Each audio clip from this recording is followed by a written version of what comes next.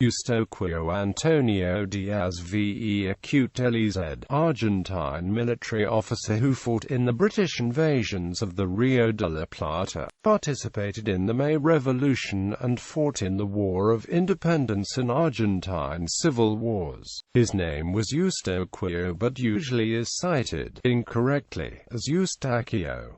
Birth and family. His parents were Francisco José Díaz Vélez, a wealthy merchant born in Huelva, Spain who was former chapter of Buenos Aires Cabildo, and María Petrona Sánchez Araoz de la Madrid, a native of Tucumán, from an important colonial family.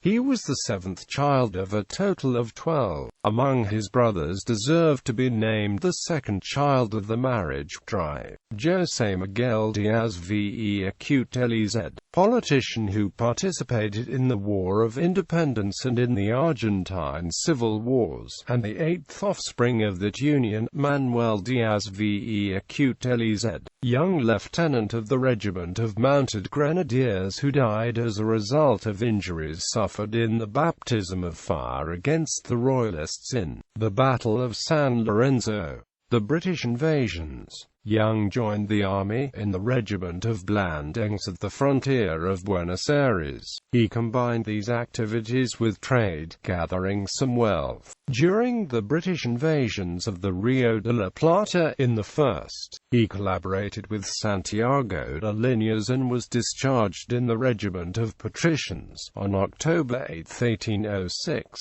as assistant graduate second lieutenant, participating in the reconquista of Buenos Aires. The following year, during the second British invasion, distinguished himself in the defense of Buenos Aires, under the command of Cornelio Saavedra, and submitted the English in the House of the Widow Verena, between 2 and 7 July. He was promoted to captain. During the mutiny of Alzaga of January 1, 1809, he fought on the side of Liniers' loyalists and was wounded. That earned him a promotion to lieutenant colonel. Graduated the May Revolution. Díaz Vélez had good relations with the conspirators who, before 1810, sought to achieve the independence of his country. He actively supported the May Revolution, participating in the meetings that decided the dismissal of Viceroy Baltasar Hidalgo de Cisneros,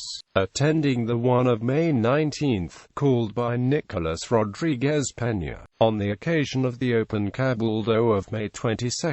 Colonel Cornelio Saavedra appointed him as head of the patricians' guards that enabled the assembly meeting that expressed the will of the people. But as these guards were composed of the body of the patricians who was most touched by the insurrectionary spirit, and as they were under the command of Captain Don Eustaquio Díaz Vélez, who was one of the boldest officers and most developed in Rugby, the result was that so far from the entrance clogged it lavishly provided to all who submitted the note with the sign a signal agreed between the patriots, while at the other side was allowed to enter only the personages well known for his official position, opposing difficulties and insurmountable observations to all those who could be taken as strangers or persons of lower position, especially if they were Europeans.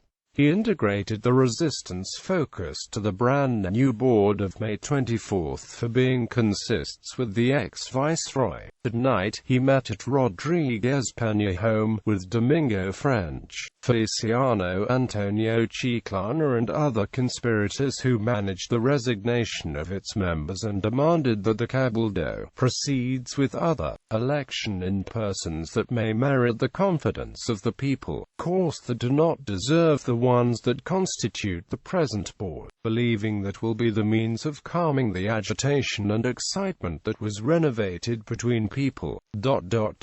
emerged the Primera Junta of Government. It entrusted his first military mission to occupy the square of Colonia del Sacramento, in the Banda Oriental, whose population sympathized with the revolutionary patriots, beating its garrison and carrying large amount of ammunition to Buenos Aires. By this victory the Primera Junta appointed him lieutenant colonel, to be effective. Upper Peru campaign. He was part of the Army of the North at the border of Buenos Aires, had sent to military aid the intendencias of the Upper Peru and participated in the defeat of Cotagaita. Weeks later, on November 7, 1810, he fought in the Battle of Suipacha, first win Rio Platense's revolutionary arms, which allowed the rise of the cities of Potosi, Chuquisaca and La Paz, opening the patriots all the Upper Peru. By order of the board representative Juan José Castelli, complied with the execution in the main square of Potosi of the royalist authorities Vicente Nieto, governor of Chuquisaca, Francisco de Paula Sanz, governor of Potosi, and José de Córdoba and Rojas, major general, defeated in Suipacha in the December 15, 1810. He was promoted to colonel. He was part of the Army of the North and was present at the defeat at Cotagaita. He was later promoted to the rank of colonel. Castelli signed an armistice with the Spanish commander José Manuel de Goyeneche, but subsequent events showed that neither of them intended to abide by it. Díaz Vélez and Juan José Villamonte, commanding the regiments, were sent as advance parties toward the border, when a royalist attack came at the Battle of Huiqui on the 19th of June 1811. Both regiments were almost destroyed without being able to receive help or to assist the rest of the army. Despite the defeat, the government recognized him with the title of Bravo because of the value shown on the battlefield. Mr. Díaz Vélez exit without troop running any horse in the front and goes to the rear to the left of the line of battle. The flight was a disaster and, lacking any support, groups of soldiers crossed the Altiplano as they could, fleeing to Humahuaca. Díaz Vélez, in a letter sent to the revolutionary authorities in Buenos Aires regarding the causes and responsibilities of Huiqui's defeat, dated August 29, 1811, held that anything they did not get the Jujuy forces forward ever would Peru. He complained of the ignorance and unpatriotic Upper Peruvian peoples and stated that those provinces were possessed of selfishness and servile spirit they had inherited from their elders. Díaz Vélez warned in mid-May 1811 the difficulty that the bottom provinces would have to spread the revolutionary ideas making the way through the Upper Peru. Antonio González Balcarce was replaced by Colonel Juan Martin de Pueyrredón, governor of Chuquisaca, as commander of the auxiliary army. The regular troops of this, in October 1811, had been reduced to the division of Díaz Vélez, who, devoid of weapons, ammunition and supplies, reached Tupiza. Díaz Vélez was assisted by the cavalry of Martin Miguel de Güemes. Pueyrredón, after taking the treasure of Potosi Mint, fearing a loss and wanting to play a political role in the first triumvirate formed in Buenos Aires, called for his release. Although previously he sent the reinforcements he was able to Díaz Vélez when he knew the incorporation of the realistic Colonel Pico Aguirre. Díaz Vélez won in Crab's fighting Colonel Realistic Barreda, and in the January 12, 1812 he fought in the gorge located along the river Suipacha, the Battle of Nazareno, against Pico Aguirre. Although the outcome was adverse or inaccurate, served to relieve Spanish pressure against Cochabamba. A few days later, on January 18, 1812, and by Díaz Vélez orders, Güemes recovered Tarija, who was occupied by supporters of the Viceroy of Peru. José Fernando de Abascal, who immediately ordered him to rejoin the army, taking 300 men from Tarija, 500 rifles and 2 cannons. Díaz Vélez had to retire to Jujuy at the opaque approach of Goyeneche troops, numerically superior. The second helper expedition to Upper Peru began when General Manuel Belgrano took over the Army of the North. Díaz Vélez participated in the organization of the Jujuy exodus and created a body of cavalry called the Patriots Determined, composed of the volunteers and gauchos from Jujuy, the Puna and Tarija. He was supported by these irregular grenadiers who provided their own weapons and horses to the troop. Commanding the determined patriots, he was responsible for the rear of the exodus. He also had the cooperation of the Upper Peruvian Juana Azurduy de Padilla, who passed directly from Jujuy to Tucumán. When the patriots were hit by a detachment of 600 Spanish sent by the realistic Brigadier Juan Pio Tristan and began to be defeated, Díaz Vélez responded quickly and fought in the Battle of Las Piedras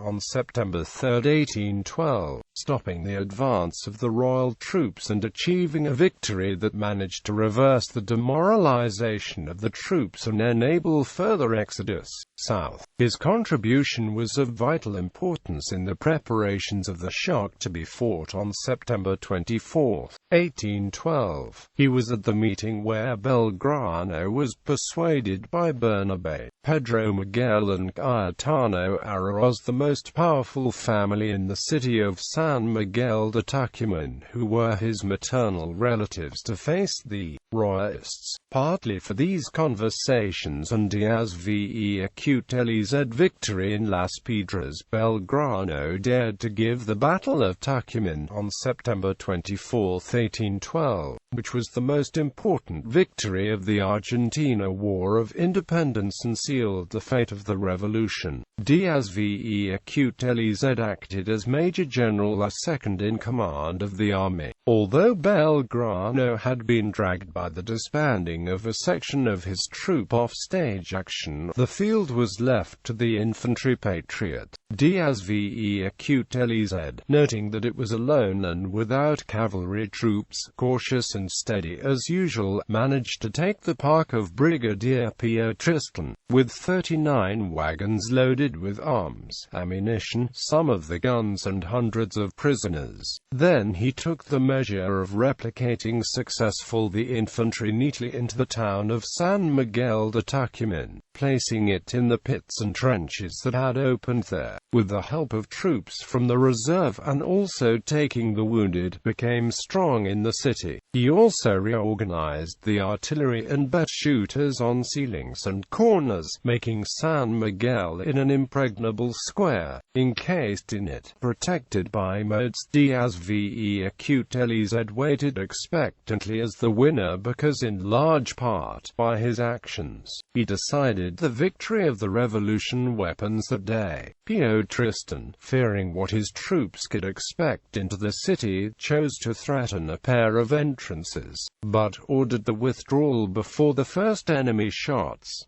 His last attempt was using diplomatic channels, under the intimation of surrender within 2 hours made by the realistic chief, threatened to burn down the city. Díaz Vélez vehemently replied, inviting him to day, as the patriotic troops were victorious and inside were 354 prisoners, 120 women, 18 ox carts, all rifle ammunition and cannon, 8 guns, 32 officers and 3 chaplains taken to the Royal Army. He added that, if necessary, slit the prisoner's throat, among whom were 4 colonels. Tristan dared not fulfill his threat, and recognizing his defeated situation, he retired up to Salta. The enemy sought a new outrage the following day. Defeated as it was, without artillery, ammunition, and baggage, had the audacity to intimate the surrender of the town, where the infantry with part of the cavalry had retired. Major General Eustaquio Díaz Vélez, who commanded it, was one of those men whose existence had always been attached to the homeland, with its strong response, undid his faint hope and made him a confused and shameful retreat. During the retreat, Belgrano ordered him to chop the rear of the defeated army in their escape to the north, taking many prisoners and also making rescue of some who had made the royalist troops. Díaz Vélez assisted, as an officer and unarmed, to the religious and patriotic act of designation of the Virgin of Mercy as General Army that made General Belgrano because of the battle, occurred on September 24, the day that marks the popular devotion to Our Lady of Mercy. Since then Díaz Vélez, like many other patriots, began to wear at his chest the scapula of his general. A few days later he was sent to take Salta, before the enemy army got there. Freed from prison, Colonel Juan Antonio Alvarez de Renales, beside which managed to occupy the city. They had to evacuate it on early October, when it was occupied by the army of Tristan. Because of his prestige, he was charged to reorganize. In November 1812, the regiment and degree 6 of black and browns patricians, consisting of 782 African-American enlisted men. On the 13th of February 1813, the Army of the North at the edge of the river passage sworn in allegiance to the sovereignty of the Assembly of the year 13, and Díaz Vélez, as Major General who, in addition to driving the blue and white flag recognized by the Assembly, took oath of allegiance to the same to General Belgrano, who then did the same with Díaz Vélez and the rest of the army. As a result of such transcendent act, since then, this river is called also by the name of oath. A few days later, at the Battle of Salta on February 20, 1813, Díaz Vélez directed an Argentina cavalry wing and, although was badly wounded, the conquistation was a new and major victory for the Patriot weapons. Belgrano took that occasion to name him military governor of the Intendencia de Salta del Tucumán of the United Provinces of the Rio de la Plata, a position he held between the 13th of March and the 13th of September of that same year. After the Battle of Salta, in which first flamed the homeland sign in an act of war, the flag was placed on the balcony of the Cabildo by Eustaquio Díaz Vélez and the trophies took away to THR realists located in the chapter house. As the military governor of Salta, Díaz Vélez was the first authority in Salta who hoisted the sky blue and white flag. The victories of Tucumán and Salta allowed the recovery of the Upper Peru by the revolutionaries. Díaz Vélez, as head of the advanced victorious army, triumphantly entered the city of Potosi on May 7, 1813. Upon arrival, he tried to convince the Upper Peruvian people that their enemies were the people from Lima, who had been the invaders and had seized up sister provinces of the Rio de la Plata, the freedoms and the resources, especially its silver production, and that the Buenos Aires army had come to protect them from the royalists. Inhabitants of the Upper Peru, the winners of Tucumán and Salta, your brothers, have come to protect you against the tyrants of Lima that have enslaved us. Under pressure from the royalist armies had to withdraw from Potosi. Under the leadership of Belgrano, during the Battle of Vilcapugio, on October 1, 1813, he led the Patriot cavalry. The fight resulted in a straightforward victory for the Spanish troops. Díaz Vélez led the majority opinion of the officers to retire to Potosi before risking again the revolutionary armies, but General Belgrano insisted to face the realistic On November 14, 1813, at the Battle of Ihumo, Patriot forces commanded by Belgrano were again defeated by the Royal Army. Díaz Vélez guided again the cavalry during the retreat by order of Belgrano, and to cover his back, he tried to blow up the building Potosi Mint, but the announcement of a population official avoided it. Both defeats marked the end of the Second Helper expedition to Upper Peru, and although the Royal Army was not defeated, the revolution managed to stay at the south. On December 16, the Second Triumvirate ruled that Colonel José de San Martin seconded the General Belgrano in command of the defeated Army of the North. The dispatch ordered the following: inasmuch as attending the distinguished services, adherence to a system of freedom, military talents,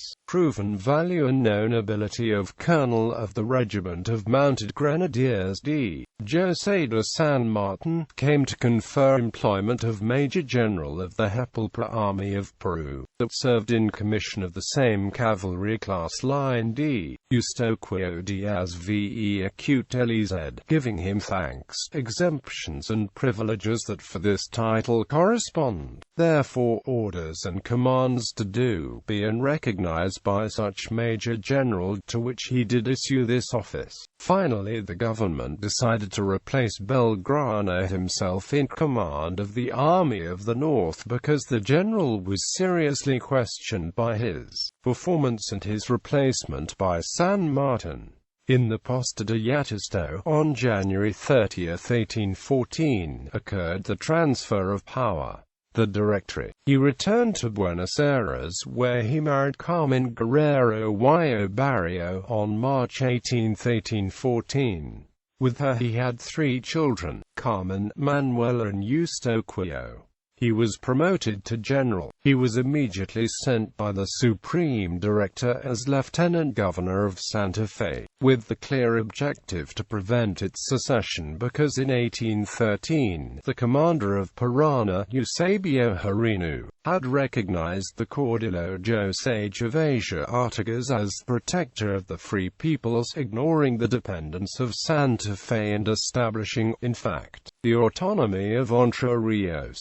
The clear purpose of the Directory was to not increase the influence of Artigas at failure obtained by previous lieutenant governors. Díaz Vélez assumed on March 31, 1814, and occupied the city politically and militarily. He devoted himself to send all he could, by hook or by crook, the Army of the North. His government did not have the sympathy of the people, mainly for not being Santa Fechino, but also for not respecting the local town council. On March 20, 1815, Artiguistas forces commanded by Manuel Francisco Artigas, Eusebio Hirinu and Luis Lache River flotilla landed in Santa Fe, and, on March 24, the population demanded to give the control to the local cabildo. 3 days later, Díaz Vélez had to leave the city. On April 2 fell the new Supreme Director, Carlos Maria de Alvia, by the rebellion of Ignacio Alvarez Thomas, at the time in command of an army sent to Santa Fe to fight against Artigas, and the head of the local militia, Francisco Candioti, peacefully took over the government by appointment of the Cabildo, ushering in the era of Santa Fe as an autonomous province.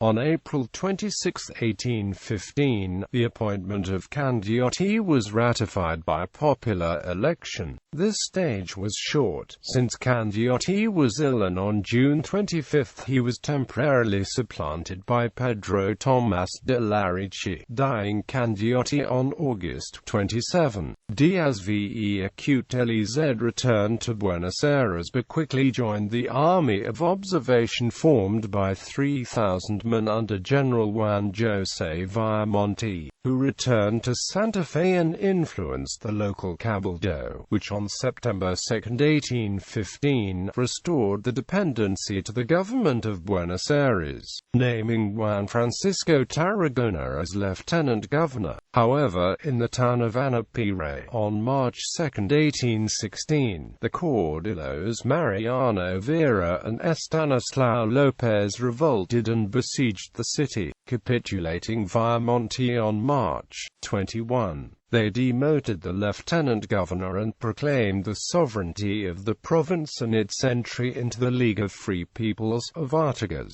In April of that year, Díaz Vélez was sent in a third attack to Santa Fe, but, looking to avoid a civil war, and in order that the people of Santa Fe, Entre Rios, Corrientes and the Banda Oriental send deputies to the Congress of Tucumán, he signed the Day 9 with the commander of the naval forces of Santa Fe, the Santo Tomé Pact, by which the Army of Observation deposed interim director Ignacio Álvarez Thomas, transferred its headquarters to Díaz Vélez, replacing Belgrano, and agreed that a final peace should be ratified by both governments and also be accepted by Artigas.